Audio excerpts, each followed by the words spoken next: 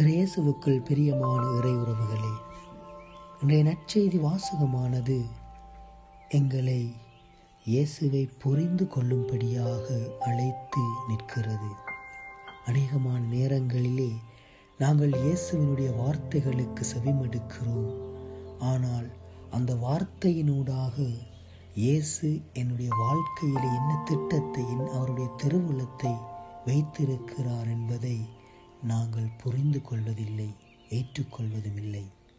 ஆனால் இன்றைய வாசகமானது அவரை புரிந்து கொண்டு, அவருடைய வாழ்க்கையிலே வைத்திருக்கிற திட்டத்தை தெரிந்து கொண்டு அதை செயல்படுத்த எங்களை அழைப்பு விடுக்கிறது. அதனாலே தான் வாசகத்தின் இறுதி பகுதியில் அழகான ஒரு வார்த்தை கூறப்படுகிறது. ஞானம் மெய்யானது என்பதற்கு அதை ஏற்றுக்கொண்டோரின் செயல்களே சான்று. ஆகவே நாங்கள் இயேசுவை புரிந்து கொண்டோம் என்று சொன்னால் எங்களுடைய வாழ்க்கையிலே நாங்கள் செய்கிற ஒவ்வொரு செயலும் அவரை போல இருக்கும். அவரை போலவே நாமும் மாறுவோம்.